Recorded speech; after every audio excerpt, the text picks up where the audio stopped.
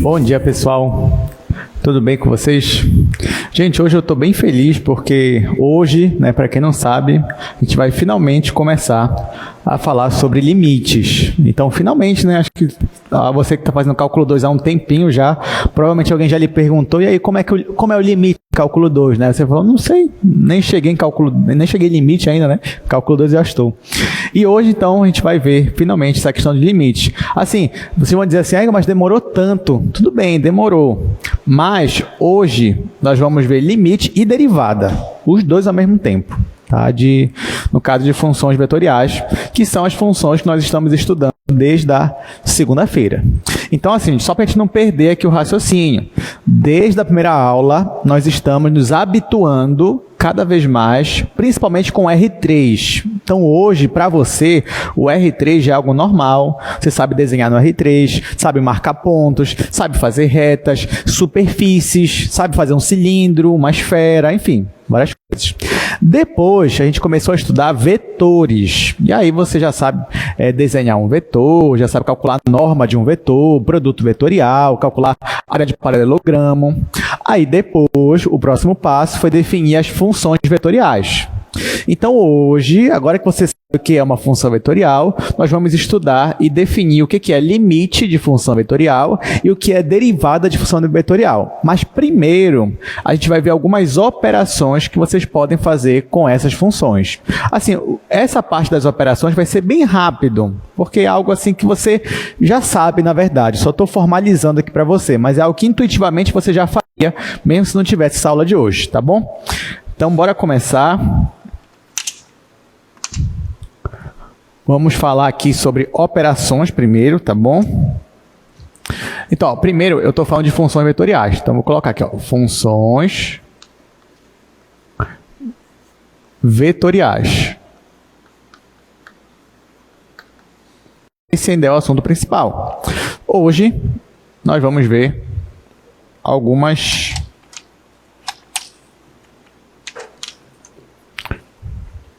Hoje nós vamos ver operações. Depois que eu falar disso, aí sim a gente entra em limites. Para ficar bem mais fácil dessa parte aqui, gente, eu vou dar alguns exemplos para vocês. Então, digamos que nós tenhamos aqui duas funções. Vou chamar de alfa e vou chamar de beta. A função vetorial αt, vamos dizer que é uma função t, 2 e e elevado a t. Já a minha função beta vai ser t ao quadrado mais 1, cosseno de t, e 0. Então, olha só, você tem duas funções vetoriais. Apesar que nós não comentamos ainda, mas é fácil para a gente, dentro desse espaço dessas funções, definir uma soma. Ou seja, como é que eu somo duas funções vetoriais? Isso é possível? Sim, é possível. E, na verdade, vocês vão perceber que todas as operações que eu vou mostrar aqui é basicamente as mesmas operações de vetores, já que uma função vetorial, ela define um vetor também. Então, por exemplo, se eu te pedir para somar alfa de t mais beta de t, o que você faria? Bom, provavelmente você pensaria, que nem eu vou fazer agora, que é somar em cada coordenada. Então, sim, nós podemos somar funções vetoriais dessa forma. Então, no caso, a primeira coordenada aqui é t, e aqui é t quadrado mais 1. Então, claro que aqui não vai dar para somar assim, os elementos, mas vai ficar como, então? Vai ficar t quadrado mais t mais 1. Pronto. O que não deu para juntar, ficou assim mesmo. Na segunda coordenada, vai ficar 2 mais cosseno t. 2 mais cosseno t. E, na última coordenada, e elevado a t mais 0, que dá e elevado a t. Bom, então isso aqui, creio que não seja surpresa para ninguém, já é de se esperar que a gente vai conseguir fazer isso daqui. Além da soma, tem uma segunda operação que nós sempre fazemos, é acompanhado da soma. Qual é, gente? Muito bem, é a multiplicação por um escalar. Então, a gente sempre define a soma e depois a gente define a multiplicação por escalar. Aqui, será que é diferente? Não. Então, o que a gente pode fazer? Eu posso pegar, ó, se eu quiser, vamos...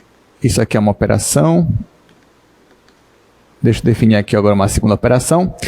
Se eu quiser, por exemplo, posso multiplicar 3 vezes beta. É possível fazer isso? Sim. Como é que eu faço isso?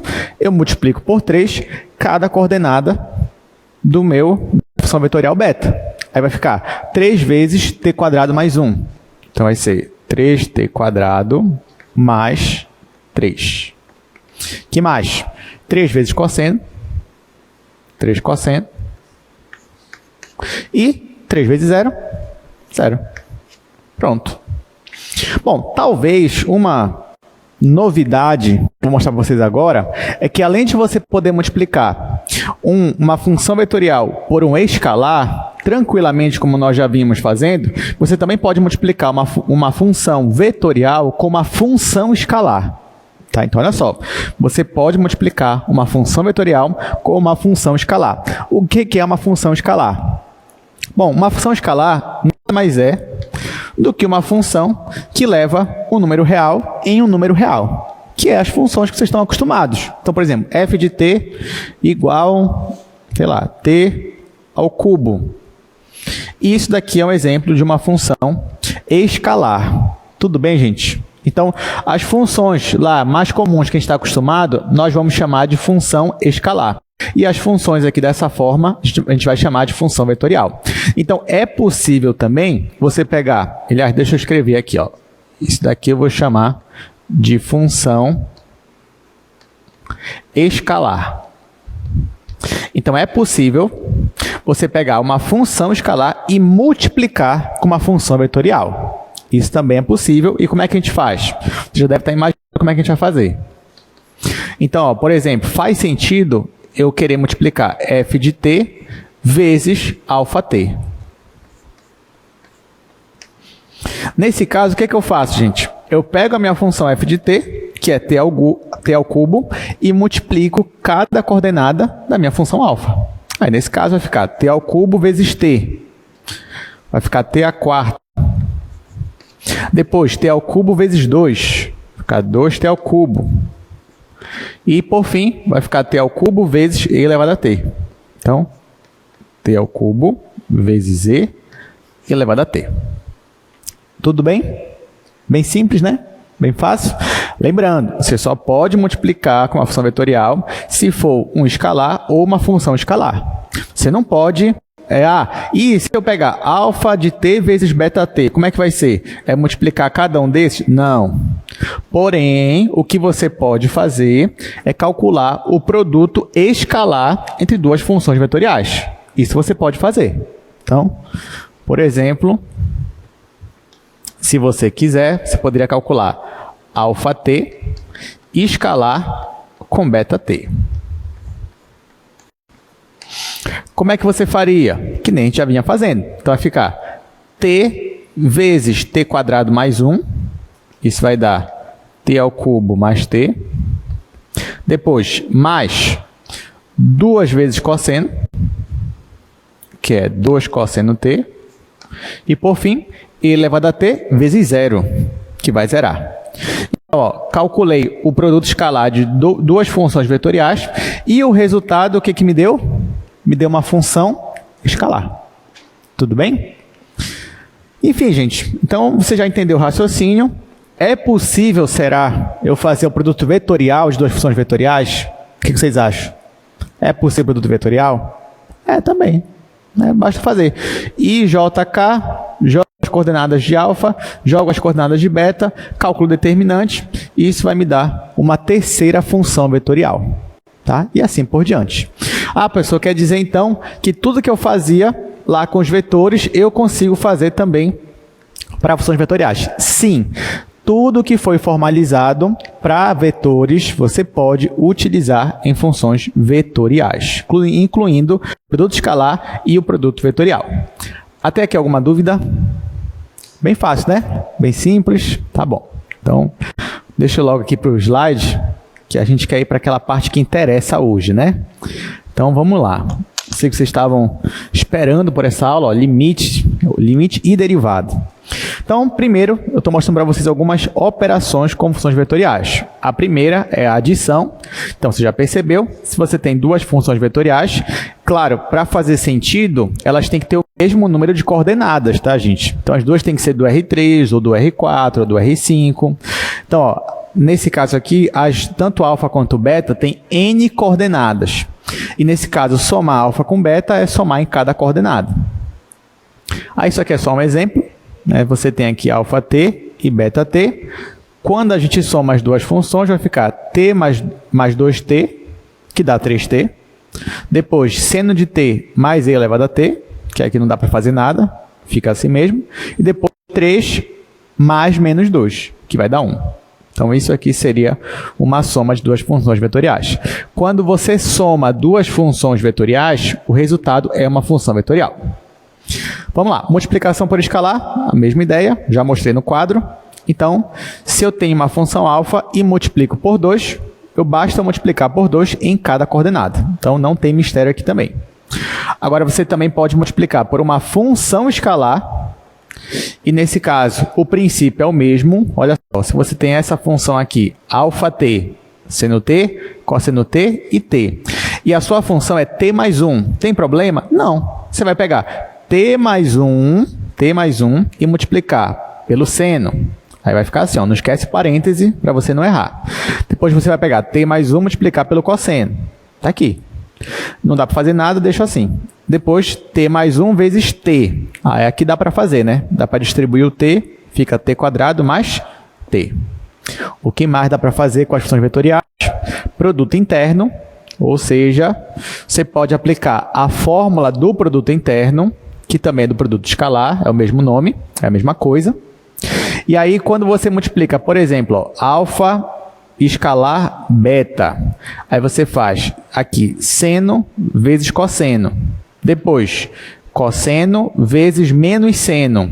Aí um vai anular o outro, né? E no final vai ficar t vezes 1, t.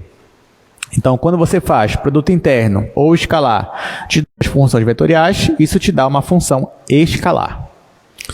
Bom, produto vetorial, cheguei a comentar com vocês, que também é possível.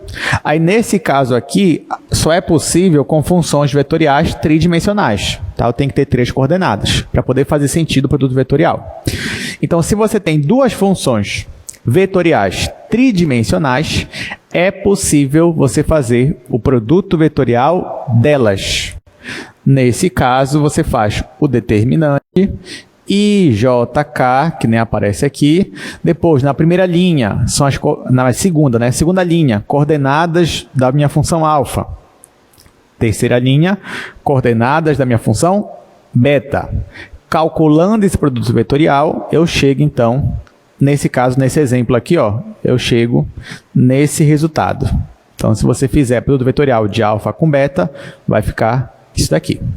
Agora, gente, eu só queria chamar a atenção de vocês para uma coisa interessante, porque você vai dizer assim, professor, mas o produto vetorial, ele não me dá um terceiro vetor que é ortogonal aos outros dois? Sim. Mas no caso que eu tenho uma função vetorial, alfa e beta, elas não vão estar mudando de direção toda hora? Vão. E mesmo assim, o produto vetorial, ele vai estar sempre mudando também de tal forma que ele fique ainda perpendicular às duas funções? Sim. É por isso, ó, que tanto a minha função alfa e beta, quanto o meu produto vetorial, é uma função vetorial. Ou seja, ela também depende de t. Então, mesmo que o t ele esteja variando, e aí os seus vetores alfa e beta estejam variando, mas o produto vetorial também vai variar de tal forma que você mantenha a propriedade do produto vetorial, o que é bem interessante. Então, mesmo ali variando, você consegue manter ali aquele resultado. Bom, então é isso. Até aqui alguma pergunta? Tudo fácil? Muito fácil, né? Então tá, vamos para a parte que mais nos interessa hoje. Vamos falar sobre limites de funções vetoriais. E aí, gente, vamos começar no quadro primeiro, porque isso sim nos dá alegria, né? Quando a gente fala de cálculo, a gente quer falar de limite. Derivada, integral, limite de função vetorial.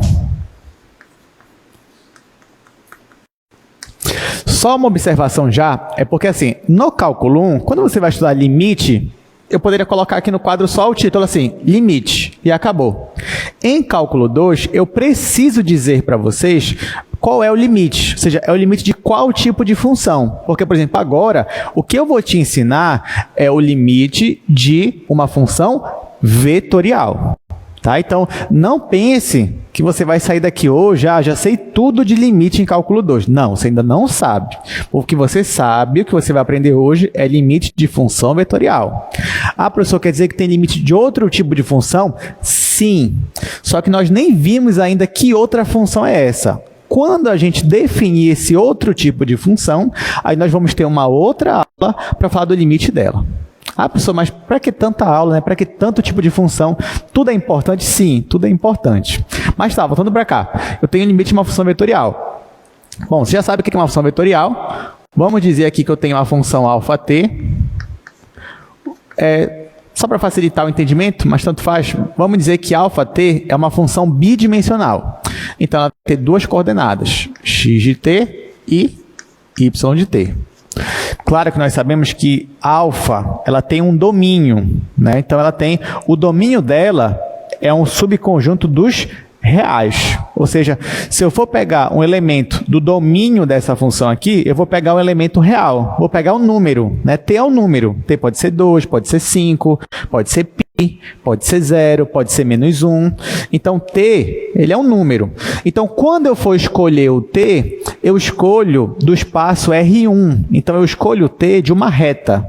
Então, por exemplo, o meu T, ele vive nesse espaço aqui, ó. O meu T, ele vive num espaço unidimensional, tá? Então, aqui, ó, digamos que aqui está o 0, em algum lugar está o t, sei lá, o t está aqui. Mas bora dizer um ponto específico, vamos falar de t0, por exemplo, tá? t0. E o t é um valor qualquer. Então, para cada t que nós temos aqui na minha reta, essa minha função alfa, ela associa a um vetor bidimensional. Então, por exemplo, você tem aqui, eu jogo nela t0, jogo t0 lá, supondo que t0 faz parte do domínio, ela vai me dar um vetor. Então, ela vai me dar um vetor que sai da origem,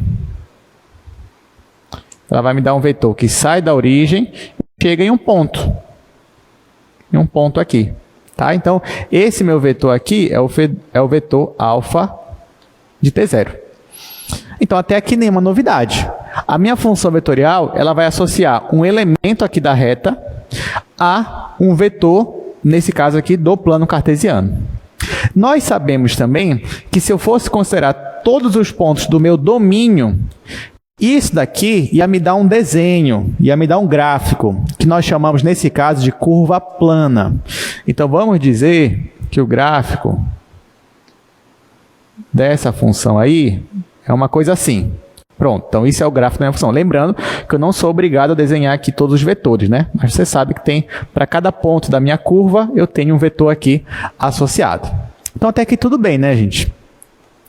Aí tá. Então, agora, isso aqui só é a ideia de uma função vetorial. A ideia agora é tentar usar o conceito de limite para uma função vetorial. Só que nós não vamos ter tanta dificuldade, porque o que é limite, gente? Lá do cálculo 1. Quando você lembra a palavra limite, o que você lembra? Ah, pessoal, não sei, eu tenho trauma de limite. Quando eu vi limite, é negócio lá, epsilon, delta e não sei o quê. E no final tinha uma desigualdade lá. Não, tudo bem, essa parte é muito legal também.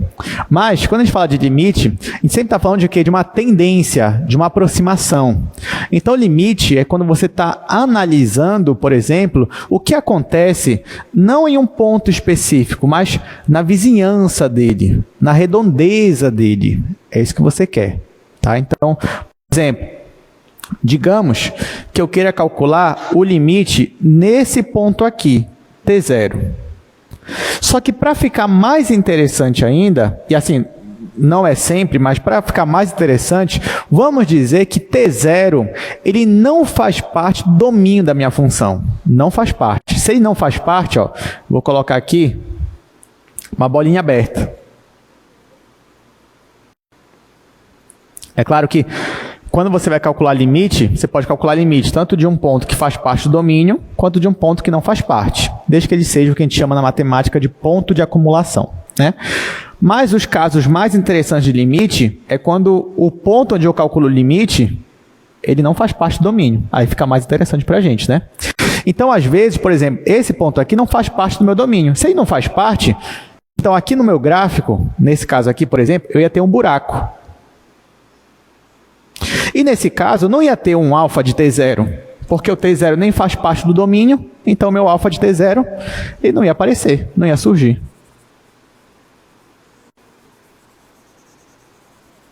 Tá? Então, você ia ter um buraquinho aqui no gráfico, e nesse buraco você não ia ter o alfa de T0. Vou redesenhar aqui essa parte. Tá? Então, seria algo mais ou menos assim. Porém, isso não nos impede de calcular pontos próximos de T0, que fazem parte do domínio da minha função alfa. Então, às vezes, por exemplo, mas assim, eu nem queria calcular em T0, eu queria calcular num pontinho aqui, bem pertinho do T0. Você pega um ponto aqui. Ou um ponto à direita aqui, ó. Aí, gente, o que ia acontecer se eu pegasse pontos próximos de T0, ou seja, numa vizinhança de T0? Eu ia conseguir achar vetores alfa-T para esses pontos próximos de T0? Ia. Então, ó, se eu, ao invés de pegar o ponto T0, pegasse pontos próximos dele, eu ia obter vetores, aqui, ó.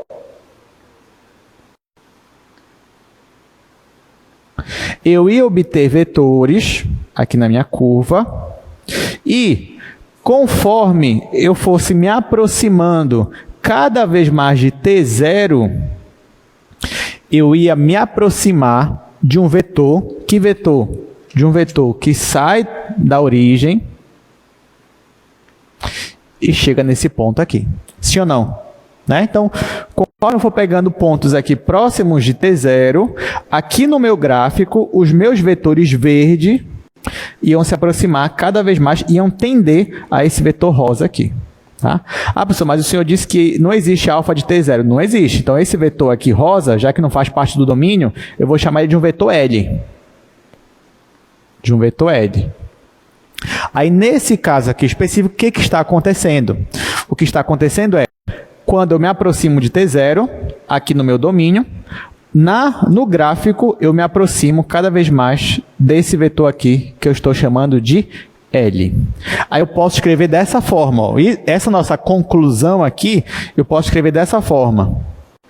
Posso escrever, então, que o limite da minha função alfa de t, quando t tende a T0, é igual ao vetor L. Todo mundo entendeu, gente? Entenderam a conclusão que foi que a gente chegou aí? Então é isso. Então, ó, agora, quando você lê isso daqui, só lembre que essa função aqui não é uma função lá do cálculo 1, é uma função vetorial. E que isso aqui não é um número, tá? L é o quê, gente? L é um vetor, tá? Mas a ideia é a mesma. Então, quando nós nos aproximamos de T0, T0 pode fazer parte do domínio ou não. No gráfico, os vetores alfa-T se aproximam cada vez mais do vetor L. É isso que está acontecendo. Tudo bem? Alguma dúvida até aqui? Então tá. Agora, isso daqui é só, assim, isso que eu mostrei para vocês é só a parte, assim, meio informal, digamos assim, né? Mas para ser didático, a gente fala dessa parte informal. Agora, formalmente, o que é o limite? Porque, com certeza, aí, o cérebro de vocês, nesse momento, está pensando assim, professor, quando é que vai chegar no ápice do limite, da aula de limite. Quando é o ápice? Quando o senhor coloca no quadro o quê? Aquilo que eu gostei muito de cálculo 1. O que vocês mais gostaram de cálculo 1? Épsilons e deltas. Né? Ou não? É quando o professor colocou lá, épsilons e deltas, dado épsilon, igual. Essa aula foi ótima. Então, para vocês não sentirem tanta falta, existe também a definição formal, obviamente. Então, dizer isso daqui é a mesma coisa, tá? Em outras palavras, só que de maneira mais formal, é dizer que dado epsilon maior que zero, existe delta maior que zero, tal que... Estão lembrando? Então, o que acontece lá? Bom, quando eu me aproximo de t0, como é que eu represento essa aproximação? Assim, ó, tal que o módulo de t menos t0 menor que delta, ou seja, quando o módulo de t menos t0 é menor que um delta, esse módulo aqui também tem que ser maior que zero, o que significa que o t ele se aproxima de t0, mas ele nunca vai ser t0, tudo bem? Então, dado um epsilon, qualquer epsilon que você tiver, sempre vai existir um delta, tal que, se essa distância for menor que esse delta, isso significa... Aí agora, cuidado, porque aqui, ó, no cálculo 1, o que tinha que aparecer? Tinha que aparecer algo assim, né? F de t menos L, tinha que aparecer algo assim. Só que agora a minha função ela é vetorial. A minha função é vetorial. Como é que nós calculamos distância em uma função vetorial, gente? Com o quê? Lá, função vetorial, que é um vetor. Como é que você calcula distância com vetores? Você usa o quê? Você usa a norma, tá? Então, aqui, ó, se eu quero falar de distância dos vetores αt com esse vetor L, eu estou falando de norma. Então, aqui vai aparecer tal que a norma, ou seja, a distância de αt menos L vai ser menor que epsilon. Tudo bem? Então, assim funciona. Então, essa daqui é a nossa definição formal. O que significa que o limite significa que, dado o epsilon positivo, sempre vai existir um delta positivo, tal que, se a distância de t para t0 for menor que delta, isso gera como consequência que a distância de αt menos o vetor L é menor que epsilon. O que significa, então, que você pode se aproximar do seu vetor L o tanto quanto você queira. Basta você se aproximar ali no domínio, você consegue se aproximar dele lá na imagem. É assim que funciona. Né? Nem sempre isso acontece. Pode ser que o limite não exista. E aí pode ser que mesmo uma distância pequena, mesmo assim vai divergir lá na sua imagem. Mas quando o limite existe é porque isso aqui está acontecendo. Muito bem. Uma outra ótica que você pode entender também o limite é justamente quando você olha para cá. Ó. Ah, professor, quer dizer então que o limite, quando ele existe, é porque isso daqui está acontecendo e porque essa distância aqui de t para t0, quando ela é menor que delta, é porque a distância de αt menos L é menor que epsilon. Mas aqui, gente, o que significa isso daqui? Ó? Essa distância nada mais é do que a norma do vetor αt menos L. Ou seja, como é que você calcula a distância entre vetores? A gente já parou para pensar nisso? Como você calcula a distância entre dois vetores? Porque assim, entre dois pontos é trivial. Você tem um ponto aqui e um ponto aqui. Então é óbvio que a distância vai ser isso daqui. Agora, se você tem dois vetores, como é que você calcula uma distância entre vetores? Você calcula pela norma do vetor diferença entre eles. É isso que acontece. Tá? Então, por exemplo, olha só. Digamos que eu voltei para cá. Estou aqui. Aí, deixa eu até pegar outra cor. Digamos que eu escolhi aqui um número perto de t0, mas quando eu fui jogar na minha imagem, esse vetor ele veio para cá. Ele veio para cá. Tá? Ou seja, parece que a distância desse vetor para esse daqui, que é onde eu queria chegar, ainda é muito grande. Nesse caso aqui, gente, eu posso definir, se eu quiser, um vetor diferença entre eles, ou seja, entre esse vetor que eu fiz agora e o meu vetor aqui, o meu vetor L. Aí, nesse caso, como é que seria um vetor diferença? Poderia ser assim, poderia ser um vetor que sai aqui de L e chega aqui, nesse vetor. Tá? Então, ó, como é o vetor diferença? Seria um vetor que sai aqui desse ponto e chega aqui no ponto onde eu iniciei. Então, isso daqui seria o vetor diferença. Só que olha só, tá vendo esse vetor laranja, que é o que eu estou chamando de vetor diferença? Quanto mais perto eu tiver do meu vetor rosa, então, por exemplo, digamos que eu pegue agora um outro ponto aqui. Aí eu obtive esse meu vetor aqui. Agora, como é que vai ser o meu vetor diferença? Vai ser um vetor que sai daqui e chega aqui. Bem aqui, ó. Vocês perceberam que o tamanho dele diminuiu? Diminuiu, né? Então, ó, quanto mais próximo eu tiver desse meu ponto aqui, menor vai ser o meu vetor diferença. Então, uma outra forma de você dizer que um vetor se aproxima de outro é quando você fala que a norma do vetor diferença está tendendo a zero. Ela está cada vez menor. É isso que está acontecendo. Então, ó, uma outra forma de você dizer isso aqui é também dizer, claro que isso aqui também é uma proposição, né? A gente teria que demonstrar formalmente, mas a gente não vai fazer isso. Mas também significa isso aqui, ó. Significa que o limite da norma do vetor diferença alfa t menos L, ou L menos alfa t, tanto faz, quando t tende a t0, essa norma aqui, o limite dela é zero. O limite da norma é igual a zero, ou seja, o vetor diferença ele está ficando cada vez menor. Bom, gente, basicamente é isso. Então, isso é limite de funções vetoriais. São essas ideias. Então, você pode entender de duas formas. Ou você pode entender como se o vetor αt tivesse parecido cada vez mais com o vetor L, ou você pode pensar que o vetor diferença está ficando cada vez menor, conforme você vai se aproximando. Bom, então, deixa eu mostrar aqui para vocês no slide. E daqui a pouco a gente vai começar a calcular uns limites, né? Porque até aqui está tudo bonito, né? A pergunta é, beleza, professor, entendi. Agora, como é que eu calculo o limite de uma função vetorial? Calma que a gente vai chegar lá. Então, ó, primeiro nós definimos, então, seja uma função vetorial, A é um número real. Então, o que que é? Dizemos que o limite de alfa, quando t tende a A, é o vetor L, se, à medida que t se aproxima de A, a imagem αt se aproxima de L. Então, simbolicamente, nós escrevemos assim. Claro que isso aqui são só símbolos, né?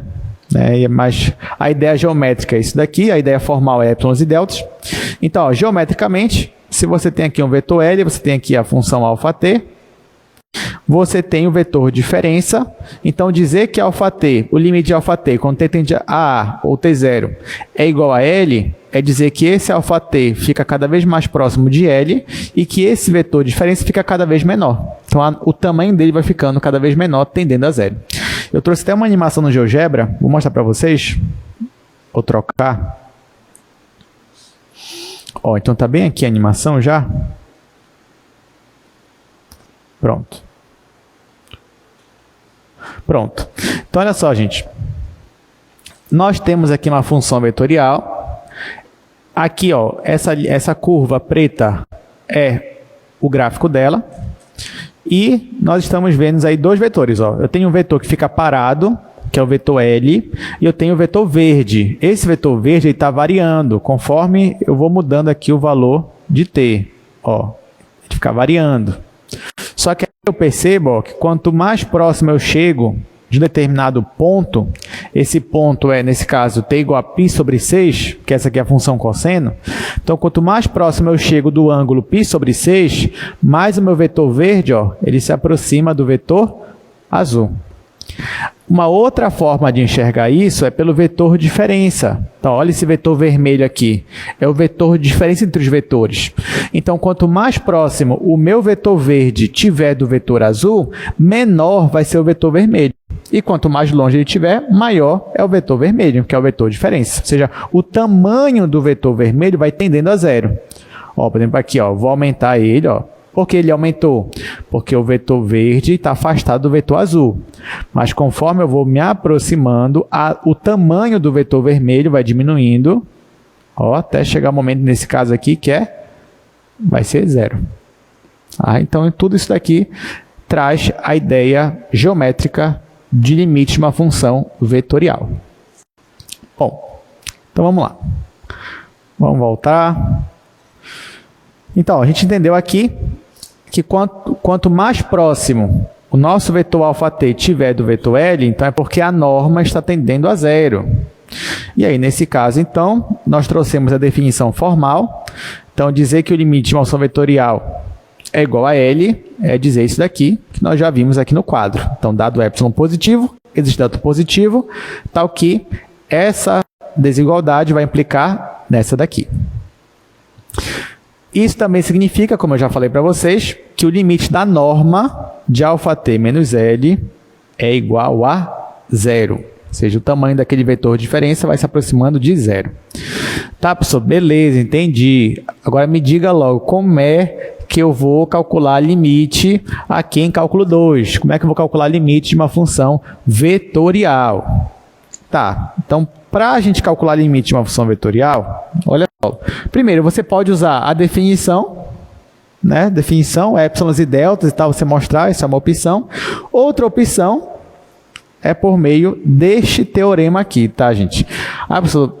Então, ó, olhe para esse teorema, leia ele direitinho, porque praticamente esse teorema aqui é o principal da aula de hoje. Eu não estou exagerando, não. Esse teorema realmente é o principal da aula de hoje, porque a gente vai usar esse teorema para calcular limite. A gente não vai calcular limite para definição, infelizmente, né? Com muita tristeza. A gente não vai usar epsilons e deltas. A gente vai usar isso daí. O que diz isso daí, gente? Vamos interpretar esse teorema. Olha só o que ele me fala. Ele me diz que se você tem uma função alfa, uma função vetorial, então, claro que ela vai ter n coordenadas. Em cada coordenada, ela vai ter aqui uma função diferente. E vamos dizer também que você tem um vetor L. Esse vetor L também tem coordenadas. Aí olha o que ele vai dizer aqui, que calcular o limite da função alfa é equivalente a calcular o limite para cada coordenada. Ou seja, se você quer calcular o limite de uma função vetorial, é como se você estivesse calculando o limite de cada função coordenada. Tá? Exemplo, deixa eu fazer aqui um exemplo, a gente vai fazer outros também.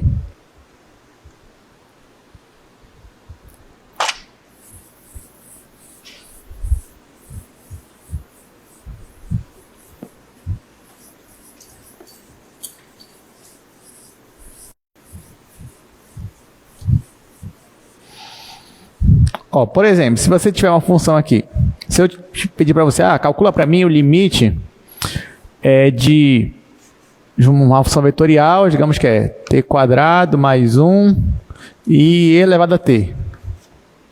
T tende a zero. Vou colocar assim. Digamos que eu peço para você, olha, calcula para mim o limite dessa função vetorial. Isso aqui é uma função vetorial, bidimensional. Aí eu te peço, calcula o limite dela. Aí o que o teorema nos diz? Calcular o limite desta função vetorial é equivalente a você calcular o limite para cada função que aparece aqui, nas coordenadas. Então, isso aqui, na verdade, é igual a você calcular o limite para a primeira função, que é t quadrado mais 1, quando t tende a zero, e calcular para a segunda função, limite de elevado a t, quando t tende a zero. Gente, só que isso aqui é muito bom. Por que isso aqui é muito bom? Porque, olha só, se ele me diz que calcular o limite de uma função vetorial é calcular o limite de cada função coordenada, quando eu chegar nessa parte aqui, que eu vou ter que calcular o limite só para essa função e depois calcular o limite só para essa função sozinha, ela não é uma função do cálculo 1? Sim ou não? É uma função escalar do cálculo 1. Essa função aqui não é uma função do cálculo 1? Então, tudo que você aprendeu de limite no cálculo 1, você vai poder usar agora em cálculo 2. Pessoal, isso eu não aprendi nada. Sempre tem tempo para aprender. Tá? É só você revisar lá a aula de cálculo 1. Então, sim, agora eu vou precisar que você saiba, ou pelo menos que você domine o assunto de limite do cálculo 1. Porque, claro que eu não vou ensinar de novo o cálculo 1 aqui, mas vou precisar que você saiba fazer aqui as coisas, tá? Então, por exemplo, chegou aqui, aplicou o limite para essa função, usa tudo que tu sabe de cálculo 1 e pode calcular o limite. Aí, nesse caso aqui, gente, quanto é o limite dessa primeira aqui? Quanto é o limite aqui? É 1, né? Ficar 0 mais 1 é 1. Então, aqui vai ficar 0 mais 1. E aqui, e elevado a 0. Que no final vai dar 1 e 1. É isso. Então, professor, então quer dizer calcular limite em cálculo 2 é a mesma coisa do cálculo 1, só que eu vou ter que calcular de várias funções ao mesmo tempo. Bom, até agora sim. Até agora é isso. Estou falando que sempre vai ser assim, mas por enquanto, aproveitem que é assim. Mas tá, gente, olha, vou apagar aqui esse exemplo, porque a gente ainda não vai usar o teorema sem pelo menos dar uma ideia da demonstração. Eu não vou dar a demonstração completa aqui, mas pelo menos uma ideia para a gente discutir um pouco, né? Já que eu falei que é o teorema principal de hoje. Então, olha, só é possível a gente fazer isso aqui por causa de um teorema.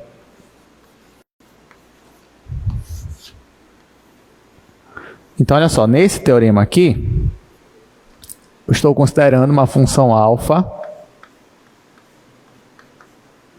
Uma função alfa que tem n coordenadas, x1, x2, vai embora, até xn. Estou considerando um vetor L, que também tem que ter o mesmo número de coordenadas, né? Ele vai ter L1, L2, até Ln. Aí o que o teorema me diz? Ele me diz que calcular o limite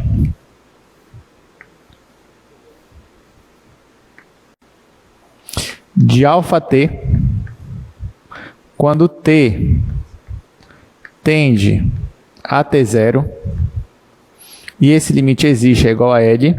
Isso vai acontecer se, somente se, o limite de cada coordenada, ou seja, xi de t, quando t tende a t0, é igual às coordenadas de L também. Isso para todo i, que vai de 1, 2, até chegar em n. Tá? Então, isso é só o enunciado do teorema. Então, o teorema te permite calcular limite como se fosse limite do cálculo 1, só que aplicando em cada coordenada. De onde vem a demonstração do teorema? Para a gente demonstrar o teorema, coisa que a gente não vai fazer por completo, mas o coração da demonstração, ele vem de uma propriedade, que é essa daqui, ó. Vamos lá, isso aqui é só uma ideia. Bom, nós sabemos que, vou colocar assim, αi, né? Não, x, né? xi, como eu estou chamando. Olha só, gente, você sabe que vou colocar assim, x1 de t menos L1, o módulo de x1 de t menos L1. Isso aqui é a mesma coisa que raiz quadrada de x1 de t menos L1 ao quadrado. Tá? É a mesma coisa. Isso aqui, gente, nada mais é do que a distância, né? Como se fosse uma distância da função dessa função aqui, x1 de t do valor dela, menos L1, que é a primeira coordenada de L. Tá aqui. Então, eu sei que o módulo disso é a mesma coisa que a raiz quadrada disso daqui ao quadrado. Só que agora vem um detalhe. Isso daqui é menor ou igual que isso daqui, ó, que é a raiz quadrada disso aqui mesmo, que é x1 de t menos L1 ao quadrado. Então, olha só, até aqui eu não mudei nada. Módulo é a mesma coisa que isso daqui. Só que isso daqui é menor ou igual, que até agora eu não mudei nada, mas agora eu vou acrescentar, vou começar a somar com valores não negativos. Então, isso aqui, mais, aí eu vou colocar agora x2 de t menos L2 ao quadrado, e vou somar com todo mundo, mesmo raciocínio, até chegar no final, até chegar em xn de t menos Ln ao quadrado. Está aqui. Sim ou não? Sim, né? Um é menor ou igual que o outro, tá certo. Agora, vocês sabem me dizer quem é esse daqui? Raiz quadrada de x1 de t menos L1 ao quadrado, mais x2 de t menos... Vocês sabem me dizer o que é isso aqui? Isso aqui é a norma. Que norma?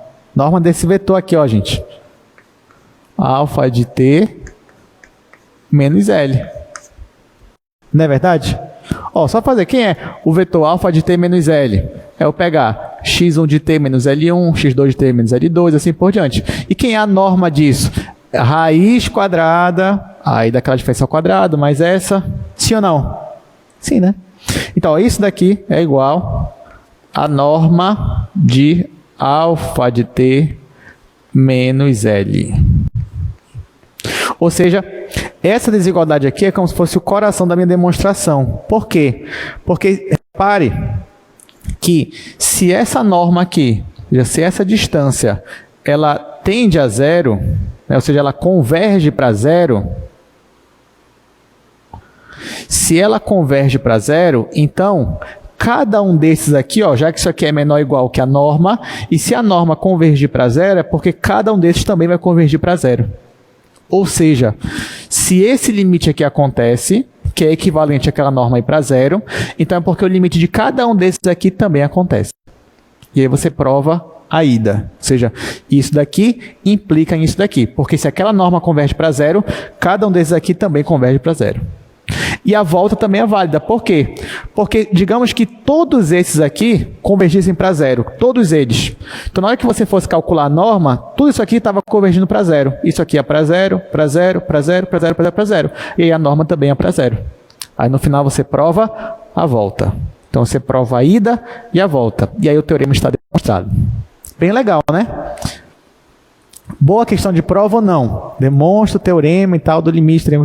Boa, né? Com certeza, uma boa questão.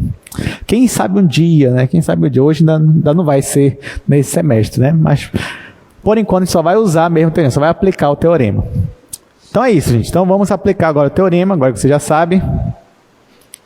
Ah, inclusive agradeço o teorema, tá? Porque agora sim, agora você pode calcular limites de maneira muito mais fácil do que usando épsilons e deltas.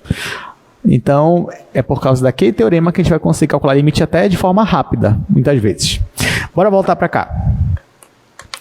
Então, bora resolver aqui, ó, 2 exercícios. Claro que nós vamos aplicar o teorema para resolver.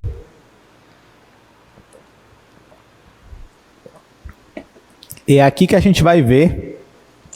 Quem lembra do cálculo 1, professor Leão, ensinando aí dias e dias, esses limites, essas frações. Vamos lá, gente, vamos relembrar.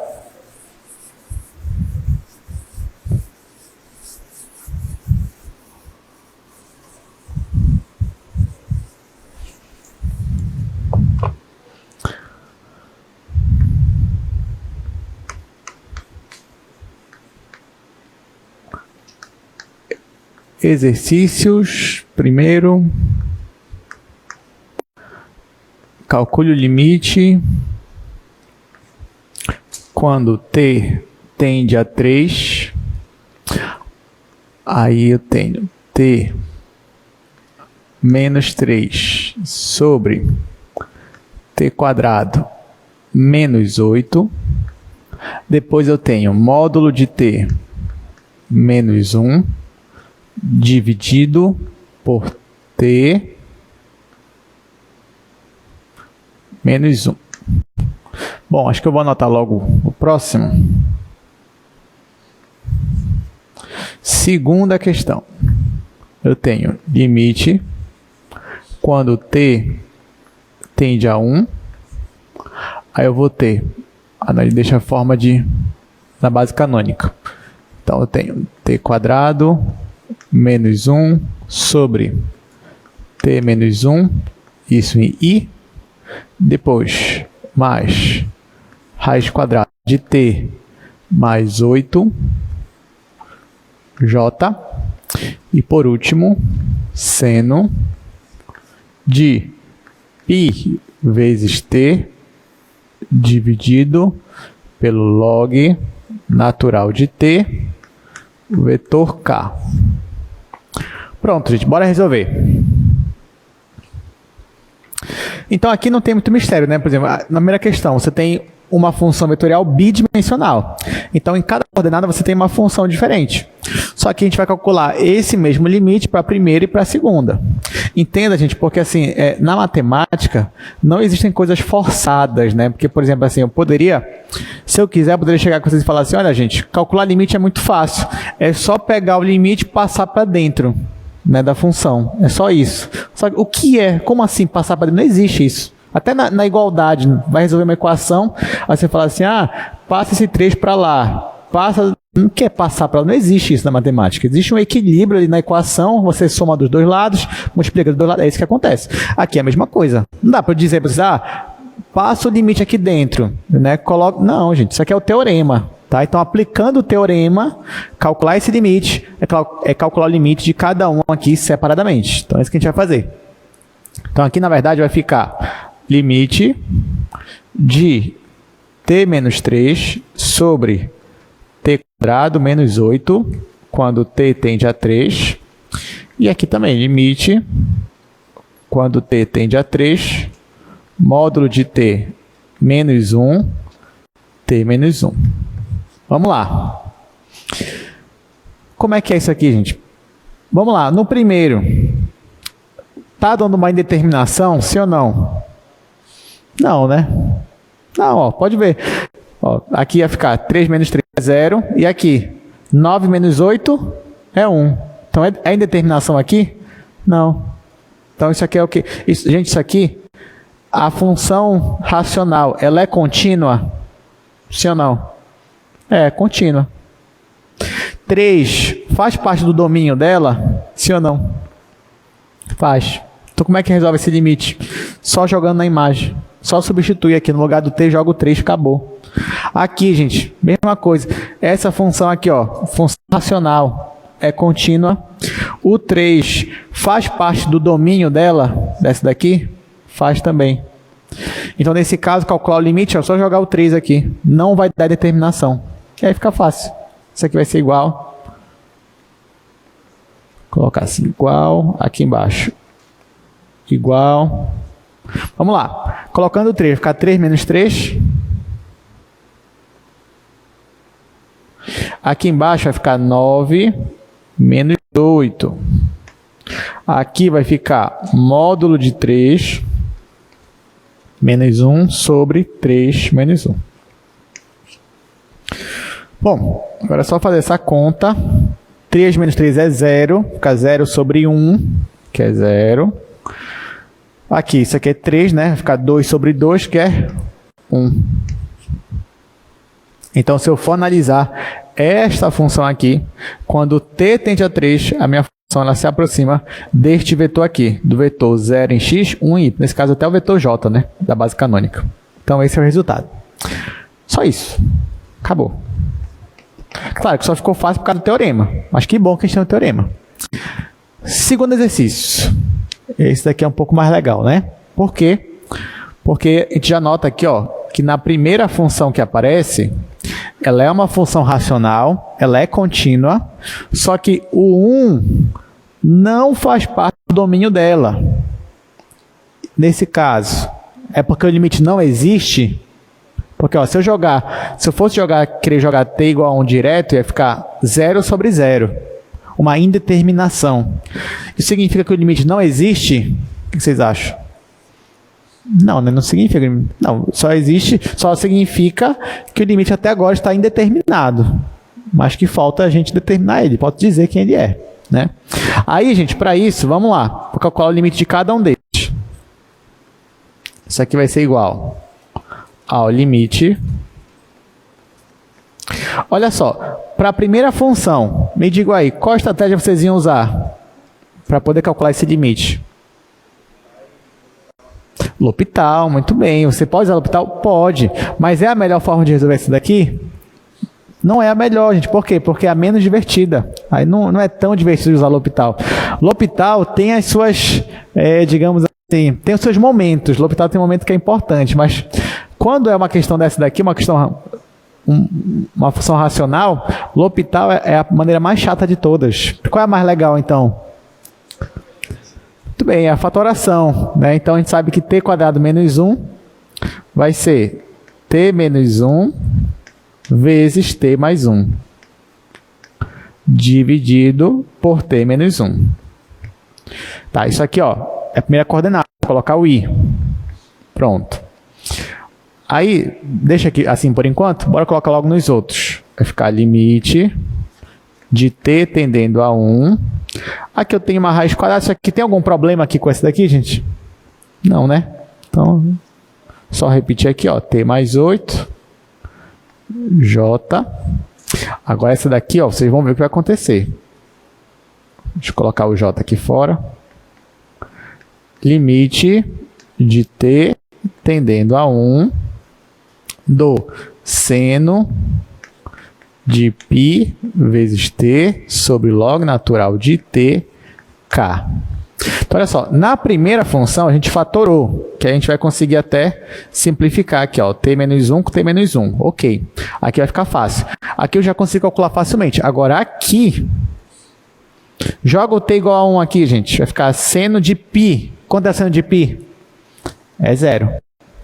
Quanto é o log natural de 1? É 0. Então aqui está dando 0 sobre 0. E agora? Agora sim. Esse é o momento do L'Hopital. Tá? Então agora a gente vai usar o L'Hopital. L'Hopital você usa principalmente quando você tem uma fração, você tem uma exponencial em cima, um monômio embaixo, ou você tem, que nem essa, uma trigonométrica em cima, uma função log embaixo, você pode usar L'Hopital. Desde que, não esqueça, para usar L'Hopital, você vai ter que usar, tem que ser 0 sobre 0 ou infinito sobre infinito. Esse tipo de determinação. Agora, gente, assim, tem um detalhe, ao que eu vou me adiantar aqui. Vocês podem usar L'Hopital sem problema nenhum, mas eu não queria que vocês se acostumassem tanto com L'Hopital. Por quê? Porque vai chegar o momento que vocês não vão poder usar L'Hopital. Ah, professor, porque o senhor não gosta? Não, é porque realmente não vai ter L'Hopital. Para outro tipo de limite que a gente vai estudar no futuro, tá? Não vai ter L'Hopital. E aí, por isso que é bom. Ah, o professor disse aqui nesse caso, eu poderia usar L'Hopital. Realmente, poderia. Mas não se acostume, porque vai chegar um momento que você não vai poder usar. E aí eu vou precisar que você lembre dessa outra técnica aqui de fatoração. Tá? Então, já estou lhe adiantando que vai chegar um momento que você não vai poder usar. E aí eu preciso que você saiba isso aqui. Beleza, então vamos lá.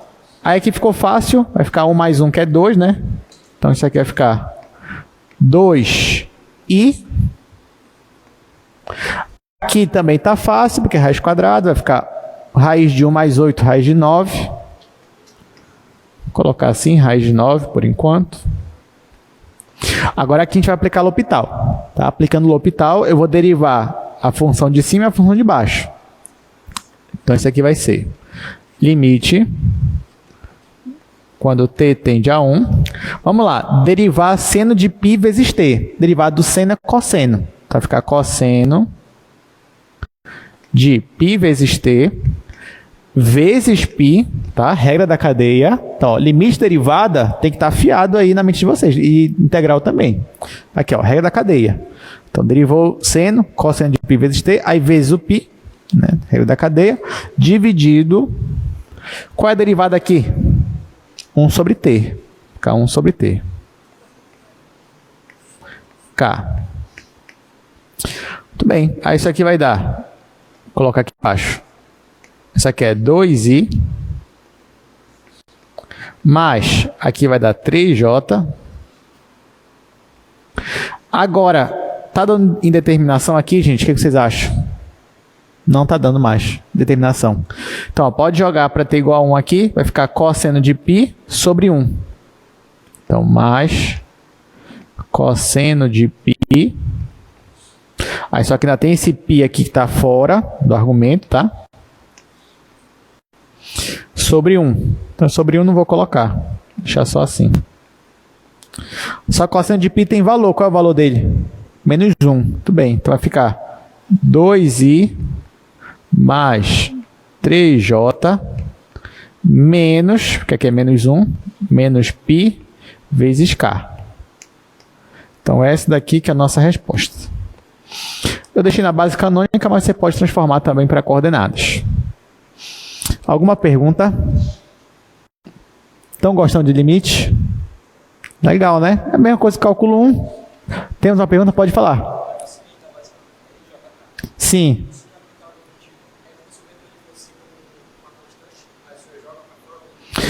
Perfeito, é esse mesmo.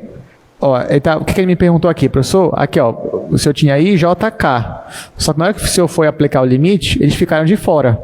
I, J e K. Sim, é como se eles fossem uma constante, né? Então a constante pode ficar de fora do limite. Lembra que eles não são constantes em si, né? Eles são um vetor, esse vetor está paradinho ali. Na hora que eu fosse aplicar o limite, poderia tirar e aplicar o limite só aqui das coordenadas. Mas, na verdade, isso aqui também é o teorema que a gente está fazendo. Porque, no fundo, o teorema, ele me ajuda, porque ele me diz que calcular o limite de qualquer vetor é calcular o limite só das coordenadas, ignorando, por exemplo, né, a questão vetorial em si. É isso que a gente está fazendo. Mas é isso mesmo. Tá? Bom, então é isso. Então, bora aqui para algumas propriedades de limite, que também são propriedades que você já até viu em cálculo 1, não tem tanto mistério assim não. Então, olha só, o limite da soma é a soma dos limites. Limite do múltiplo escalar, você pode pegar o múltiplo escalar e tirar do seu limite. Terceira, limite do produto interno, é do produto convencional, do produto interno. Limite do produto interno é igual ao produto interno dos limites.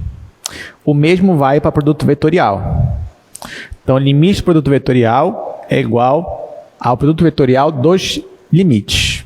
Tá? Então, ou você pode primeiro calcular o produto vetorial e depois aplicar o limite, ou você pode logo aplicar o limite em cada um deles e depois calcular o produto vetorial. Vamos falar agora de continuidade. O que é continuidade, gente? Bom, olha só, preste atenção aqui.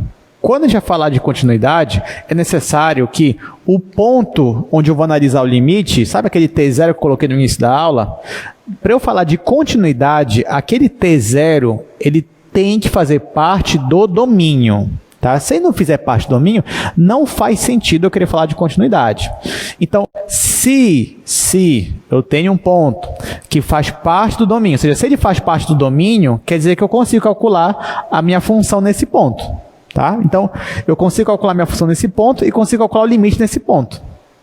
Então, se eu tenho um ponto que faz parte do domínio e o limite nesse ponto é igual ao valor da função na imagem, é igual à imagem da função nesse ponto, então eu posso afirmar que nesse ponto a minha função é contínua. A mesma ideia do cálculo 1, não mudou nada. Então, você calculou o limite, o mesmo valor do que se você jogasse na imagem. É porque nesse ponto a tua função é contínua. Bom, vamos olhar aqui essa proposição aqui que vai nos ajudar a definir se uma função ela é contínua ou não. Então, olha só, uma função vetorial ela vai ser contínua se e somente se todas as funções componentes são contínuas. Né? Então, por exemplo, no nosso caso aqui, vamos voltar para cá. Olha aqui para o exercício, rapidamente. Eu poderia te perguntar se essa função vetorial aqui, ela é contínua. Como é que você poderia me responder? Pela proposição. O que diz a proposição?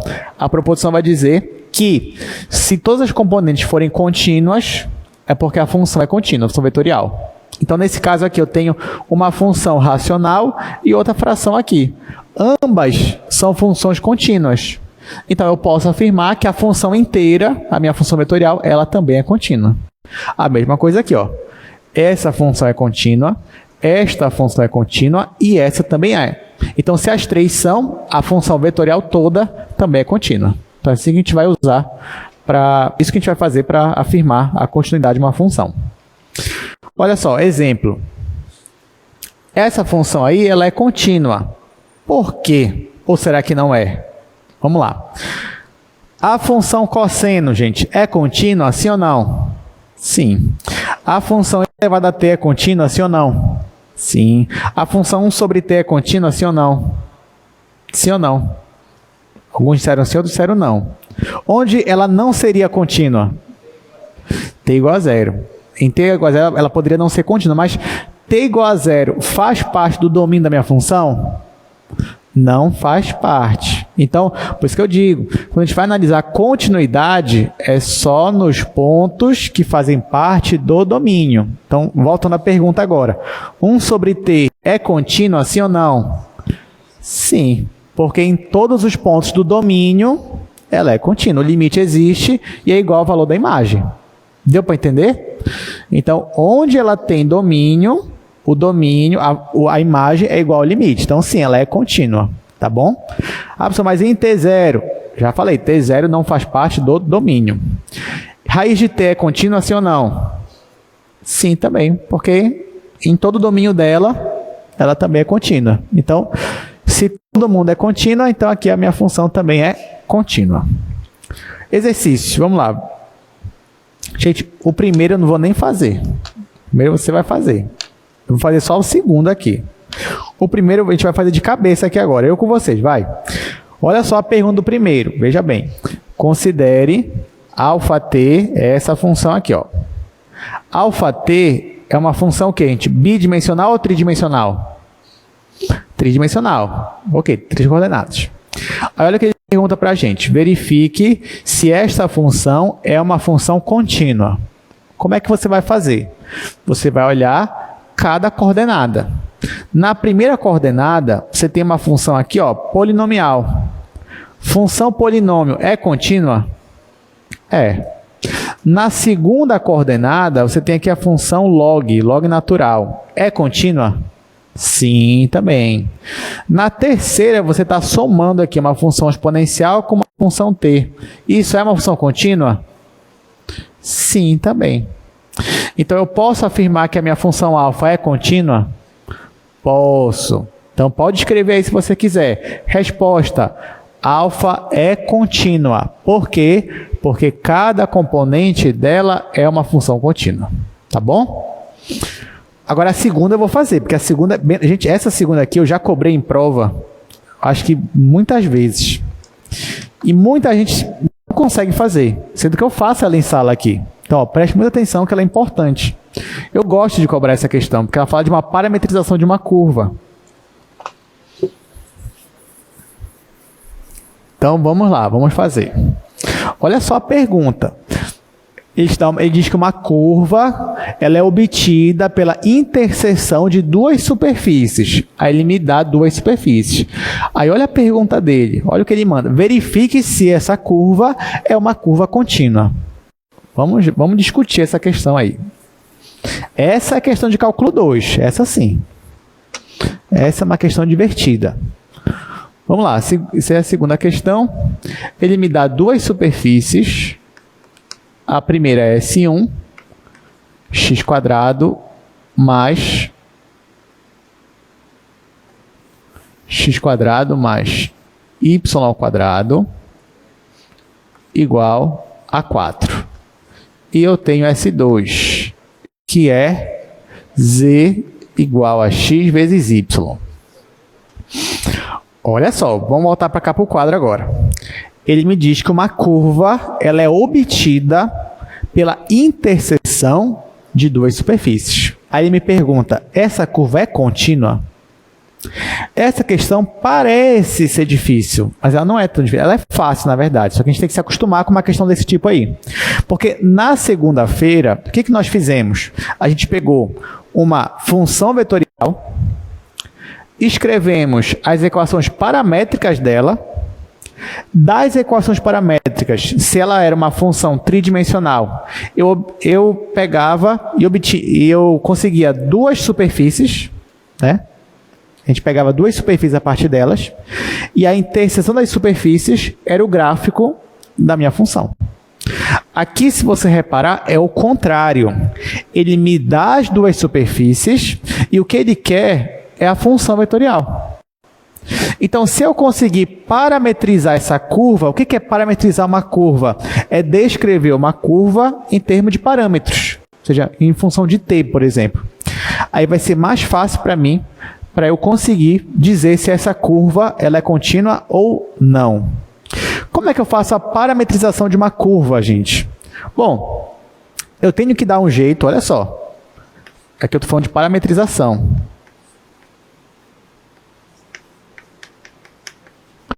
Para eu fazer a parametrização de uma curva, eu tenho que dar um jeito de escrever o x que aparece aqui nessas superfícies como uma função que depende de t.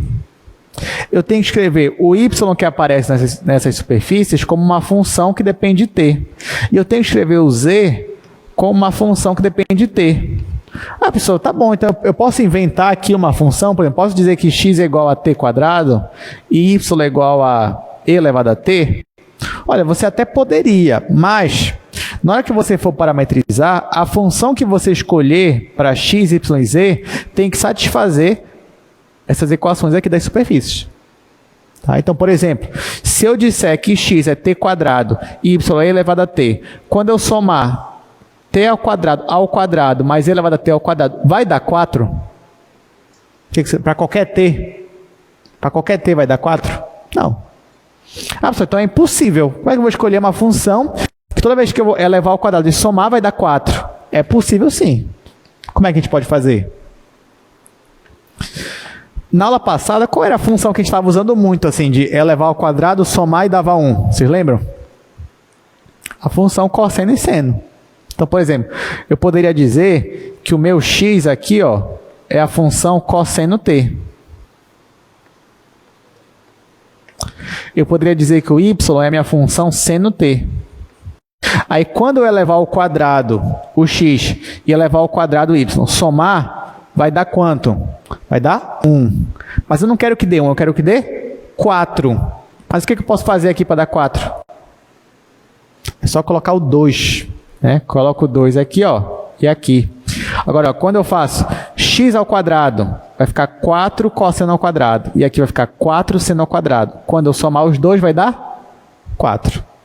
Então, se eu definir x e y dessa forma aqui, a minha primeira superfície ali, ó, minha primeira equação está sendo satisfeita. E a segunda? A segunda é mais fácil, da feita que eu já consegui a primeira. Sabe por quê? Ó, porque a segunda eu só tenho que escrever o z em função de x e y. Só que x eu já determinei que é 2 cosseno t, e o y é 2 seno t. Então, posso escrever z como sendo esse vezes esse, ou seja, 4 vezes seno vezes cosseno. Ora, se eu escrever assim, z igual a 4 vezes seno vezes cosseno, eu estou satisfazendo essa segunda superfície, já que z é igual a x vezes y. Ou seja, essa daqui, gente, ela é uma parametrização válida para essa minha curva? O que vocês acham? Sim ou não? É válida. Agora, olhando para essa parametrização aqui, a minha primeira função aqui, 2 cosseno, é uma função contínua? Sim ou não? É contínua. A minha segunda função é contínua? É também contínua. E a minha terceira? Também é contínua. Ora, se as três funções são contínuas, o que eu posso afirmar da minha curva? Ela também é contínua. Tá? Então, resposta, vou colocar assim. Logo, C é uma curva contínua.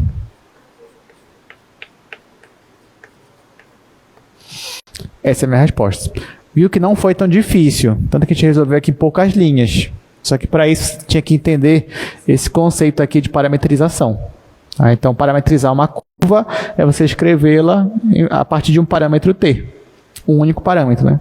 Nesse caso a gente conseguiu, e a gente conseguiu então dizer que a nossa curva ela é uma curva contínua.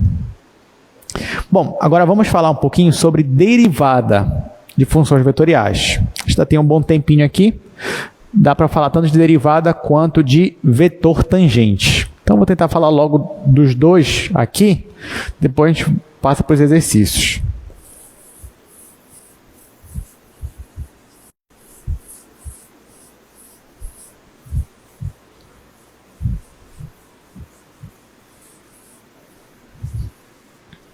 Olha só que interessante agora, gente. Vamos falar de derivada.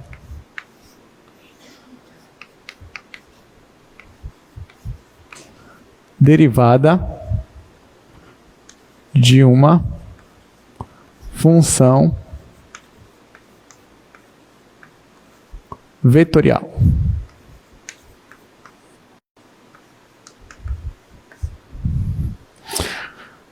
Bom, para isso eu vou relembrar com vocês o cálculo 1. Então, assim, depois que, lá em cálculo 1, depois que vocês viram limite, vocês passaram em algumas aulas, algumas semanas estudando limite, aí depois você começa a estudar a derivada. Só que a derivada em cálculo 1, ela também é um limite. Né? Na verdade, é o limite daquele quociente de Newton. Então, você tem lá ΔY sobre ΔX, quando ΔX tende a zero. Ou f de x0 mais h, menos f de x0 sobre h, quando h tende a zero. Enfim, o que eu quero lembrar a vocês é que a derivada ela era um limite. Limite de um quociente. Assim que a gente define a derivada. Aqui, gente, vai ser a mesma ideia. Então, faz sentido eu poder definir derivada de uma função alfa como sendo isso aqui, ó, como sendo limite de alfa de t menos alfa de t0 dividido por t menos t0 quando t tende a t0. Faz sentido eu querer definir isso dessa forma. Ou também, se eu quisesse, poderia definir como sendo o limite de alfa de t0 mais h menos alfa de t0 dividido por h, quando h tende a zero. Tá? É o mesmo, você só faz aqui uma mudança de variável aqui. Você pode chamar t de t0 mais h, e aí o resto é direto. Bom, isso daqui para a gente também vai ser a derivada, porque essa continha aqui, ela ainda faz sentido para a gente. Por que faz sentido? Porque, olha só, eu consigo subtrair duas funções vetoriais? Sim ou não, gente? Consigo tranquilamente. Aí você vai dizer, professor, mas eu não sei dividir uma função vetorial de outra função vetorial. Não, mas eu não estou dividindo vetores. O que está na divisão aqui, gente? Isso aqui é um quê? Isso aqui é um número, isso aqui é um escalar. É ou não é? Eu consigo pegar um vetor e dividir por um escalar? Sim ou não? Consigo. Então faz sentido. Então, isso daqui eu não vou ter problema de definição. Porque isso aqui eu consigo definir tranquilamente. Tá? Então, isso daqui é o que nós vamos chamar de derivada. Aí, tanto faz se eu usar essa primeira forma ou essa segunda forma. Vou até apagar aqui, que agora o que mais me interessa é essa primeira forma. Então, isso daqui, se esse limite existe, esse limite é o que nós vamos chamar de derivada. Aí eu vou usar essa notação com a linha. Então, a alfa' de t0 é a derivada aqui da minha função vetorial. Agora sim, em termos geométricos, o que isso significa, né? O que significa esse limite aqui? Isso aí é bem interessante também, porque, ó, lá em cálculo 1, gente, o que era a derivada? Vocês lembram, geometricamente falando? Era o coeficiente angular da reta tangente. É isso mesmo. Aqui a ideia é parecida. Olha só. Digamos que você tem uma função vetorial. Uma função vetorial, ela tem um gráfico. Vamos dizer que o gráfico dela seria isso aqui. Aí eu escolho um ponto desse gráfico. Escolho esse ponto bem aqui, por exemplo. Aí, para cada ponto desse, eu tenho um vetor. Aí, nesse caso, ó, esse vetor aqui é o que eu vou chamar do alfa de t0. Tá? Esse daqui é o alfa de t0. Gente, para uma curva, eu também tenho uma reta tangente. Né? Então, para essa curva aqui, eu também tenho uma reta tangente. Então, ó, a reta tangente nesse caso aqui seria algo mais ou menos assim. Tá? Então, ó, por enquanto, eu tenho uma função vetorial. Essa função vetorial ela tem um gráfico, que é essa curva plana que vocês estão vendo. E, para um ponto específico, eu tenho uma reta tangente. Está aqui a reta tangente, essa laranja que eu coloquei. Nesse ponto aqui também, eu tenho um vetor que sai da origem e chega nele. Estou considerando que o ponto agora faz parte do meu domínio. Então, por isso que eu chamei esse vetor de alfa de t0. Aí tá. Mas se eu pegasse um outro t perto de t0, mas não sendo t0, eu obtenho um outro vetor. Aí bora dizer que eu tenho um vetor, deixa eu usar outra cor.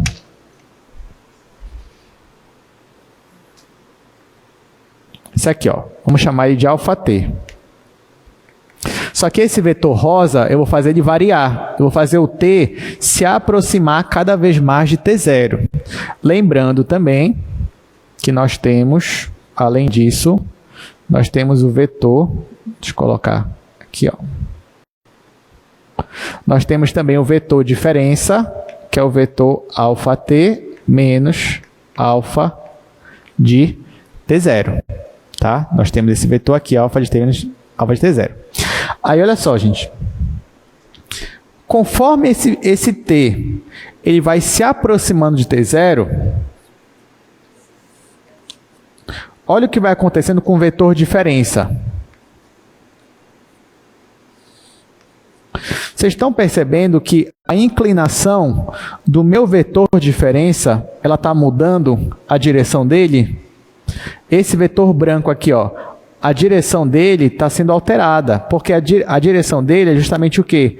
É justamente a inclinação que vai desse ponto aqui até esse vetor rosa.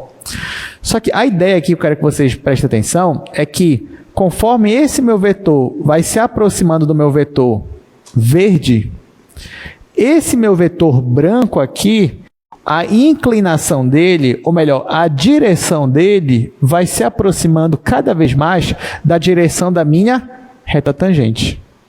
Aí você vai dizer, professor, mas quando esse vetor aqui chegar perto desse, esse vetor aqui ele não vai sumir? Vai, esse vetor vai sumir. Mas sabe quem não vai sumir? Se eu pegar esse vetor e dividir por t menos t0. Aí ele não vai sumir, sabe por quê? Porque quando ele estiver chegando próximo desse daqui, isso aqui vai fazer que esse valor cresça, porque t vai ficar próximo de t0. No final, qual é o meu resultado? No final, quando t se aproximar de t0, esse vetor branco, ele vai ficar assim, ó, mais ou menos assim. Ou seja, ele vai assumir a mesma direção da minha reta tangente. Ou seja, esse vetor branco aqui nada mais é do que a derivada. Então, a derivada de uma função vetorial, ela é o vetor diretor da reta tangente naquele ponto. Então, se lá no cálculo 1 a derivada era o coeficiente angular, ela me dava a inclinação da reta, aqui a ideia é a mesma. A derivada ela é o vetor diretor da reta tangente. Então, ela me dá o quê? A direção da reta tangente, ou a inclinação da reta tangente. Então, a ideia aqui basicamente é a mesma. Tudo bem? Deu para entender? Então tá. Então, ó, derivada é isso daqui, formalmente falando, geometricamente, a derivada é o vetor diretor da reta tangente. Agora, como nós vamos calcular a derivada? Isso também é interessante. Aliás, o que não é interessante, né, aqui em cálculo 2? Muita coisa legal.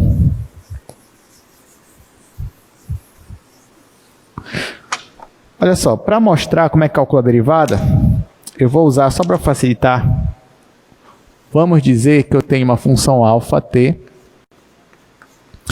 Bora dizer que ela é bidimensional, só para a gente não ficar com uma coisa assim, com muito número, muita letra.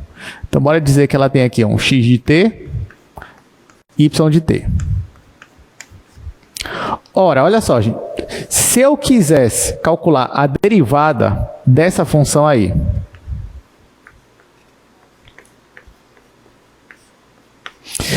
em um ponto t0, eu já mostrei o que é a derivada. É esse limite aqui. É o limite de α de t menos α de t0 sobre t menos t0.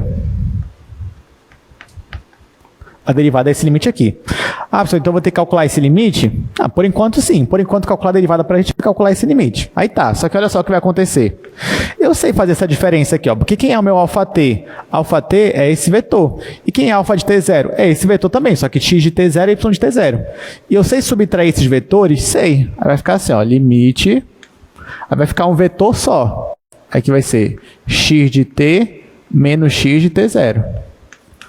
Aí depois vai ficar y de t menos y de t0. Dividido por t menos t0. Só que como eu comentei com vocês, dividir aqui, gente, por t menos t0, isso aqui é um escalar. O que significa pegar um vetor e dividir por um escalar?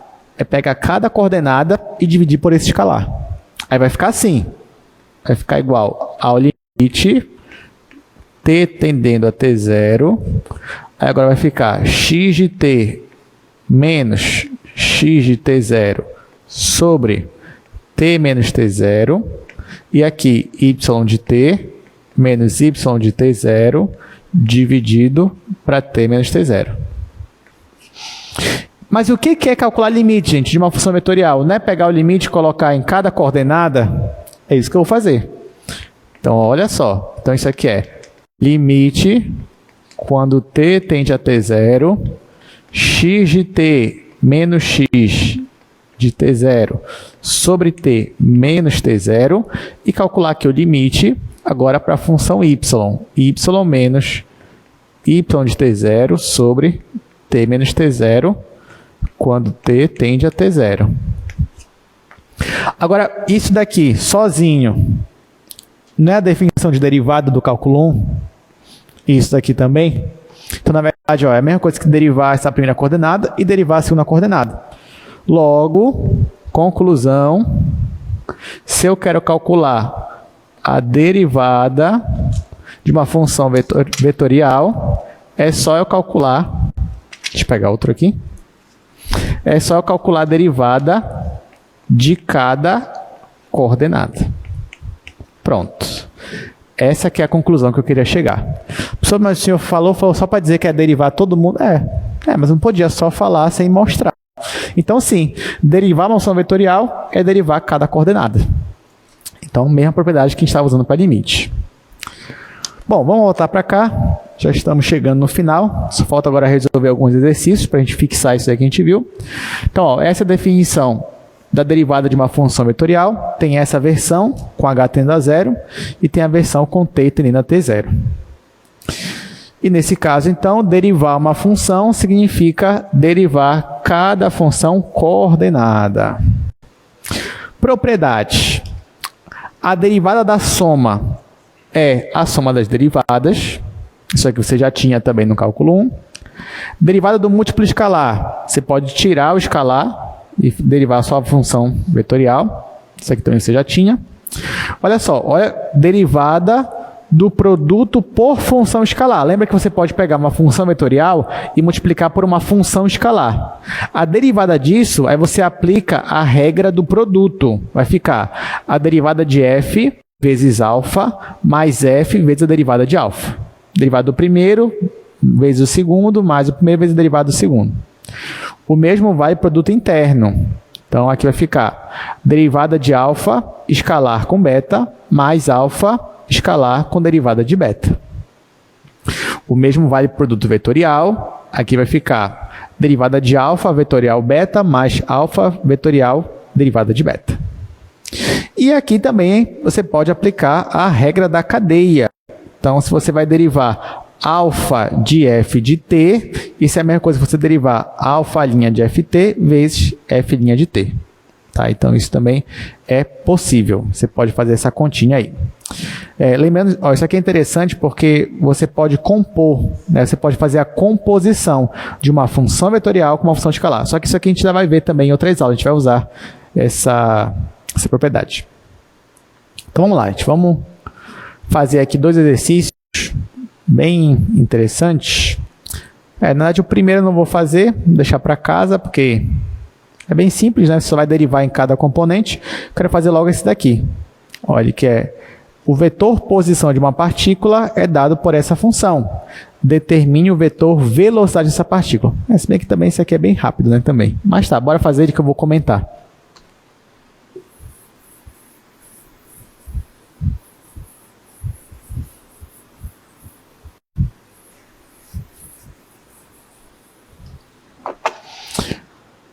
Então, eu tenho uma função posição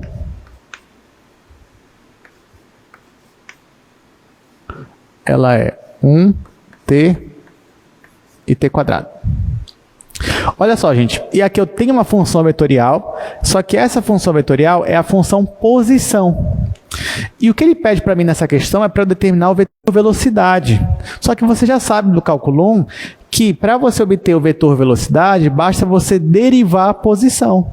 Então aqui, se eu quero o vetor velocidade, basta eu calcular a derivada do vetor posição, que nesse caso é o derivar cada componente. Então, derivada de 1, que é constante, 0.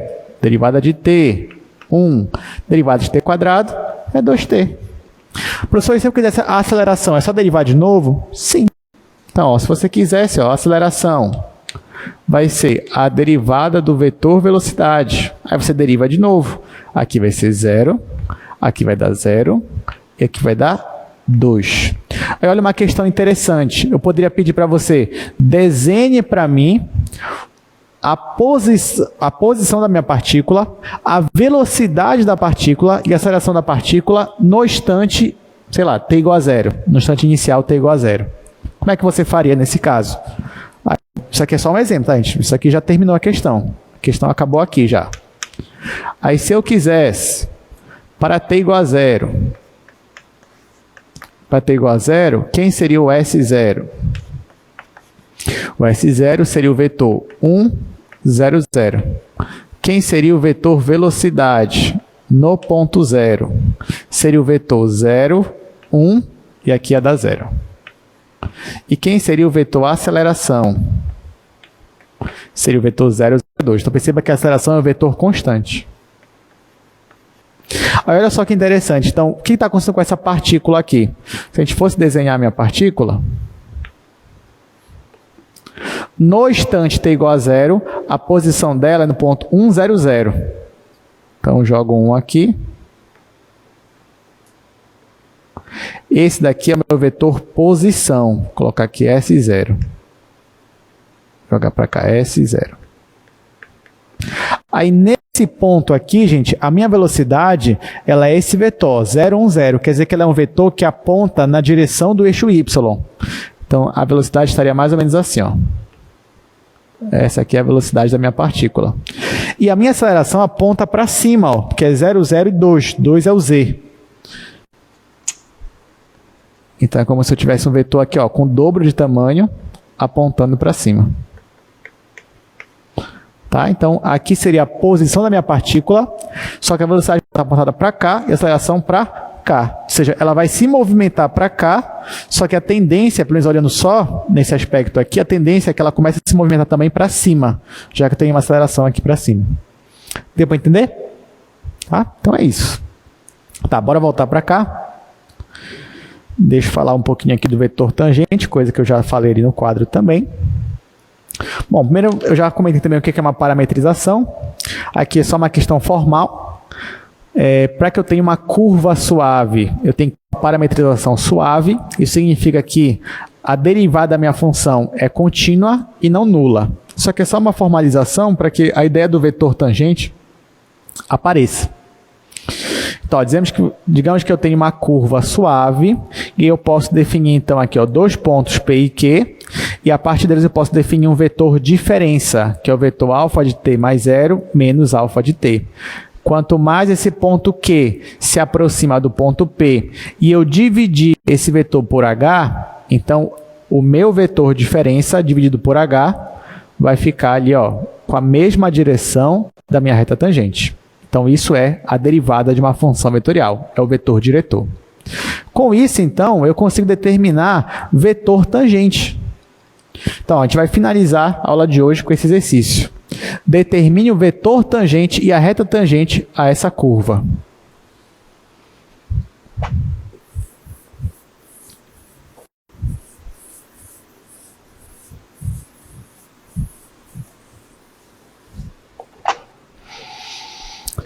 Então, olha só, ele me dá uma curva alfa t igual a 1 mais 2 cosseno t, 3 mais seno. Aí, olha o que ele quer. Ele quer a equação da reta tangente a essa curva quando t igual a π sobre 3. Então, gente, por exemplo, eu não sei como é, digamos, eu poderia até fazer o gráfico dessa função. Você já sabe fazer o gráfico dessa função aqui, porque a gente fez na aula passada. Mas digamos que eu não saiba. Mas uma coisa eu sei. O gráfico dessa função, sei lá, é uma curva assim, por exemplo. Quando t igual a π sobre 3, eu vou ter um ponto dessa curva, digamos que é esse ponto bem aqui. Aí eu vou ter um vetor que sai e chega nesse ponto. E a esse ponto também eu vou ter uma reta tangente. Aí o que ele quer? Ele quer a equação dessa reta tangente. É isso que ele quer. Aí como é que eu vou fazer isso? Aí eu te pergunto. Para você ter a equação de uma reta tangente, você vai precisar de dois elementos. Quais são os dois elementos? O ponto da reta e o que mais? O vetor diretor. Como é que você consegue o vetor diretor se você tem a função? Você deriva, porque a derivada é o vetor diretor. Então, ó, eu posso derivar essa função. Aí vai ficar derivado disso daqui. Aqui vai dar zero. Aqui é menos seno. Vai ficar menos 2 vezes seno. E aqui vai ficar zero. Aqui vai ficar cosseno. Ó, então isso aqui é derivada. Mas não é em qualquer ponto. É nesse ponto aqui. Então, quando eu jogar para esse ponto π sobre 3, eu vou obter o vetor diretor. Para essa reta que ele quer. Mas como é que eu vou obter o ponto dessa reta? O que vocês acham? Como é que eu obtenho o ponto da reta? Basta eu pegar esse valor e jogar na minha função. Se eu jogo na minha função, eu vou ter um vetor que sai da origem e chega no ponto da curva. E é nesse ponto que eu quero calcular a reta tangente. Então, primeira coisa, derivo. Segunda coisa, eu vou substituir, ó, π sobre 3, eu vou substituir na minha função e na derivada dela. Então, é isso que eu vou colocar aqui, ó, para t igual a π sobre 3. Lembrando que π sobre 3, isso aqui está em radiano, mas seria em 60 graus. Então, quem seria o meu alfa de π sobre 3? Alfa de π sobre 3, ó, bora substituir aqui. Vai ficar cosseno de 60 é meio. Então, meio vezes 2 é 1. 1 mais 1 é 2. Então, ó, vou colocar aqui 1 mais 2 vezes o cosseno de π sobre 3. Aí na terceira vai ficar 3, na segunda coordenada, 3 mais seno de π sobre 3. Aí isso aqui vai dar, aqui eu já falei, vai dar meio vezes 2 é 1, 1 mais 1 é 2. E aqui vai dar 3 mais seno de 60 é raiz de 3 sobre 2. Pronto. Então, esse vetor aqui é um vetor que sai da origem e chega nesse ponto. E esse ponto faz parte da reta. Então, isso aqui é uma informação importante. Agora, eu vou pegar esse mesmo valor e jogar na derivada.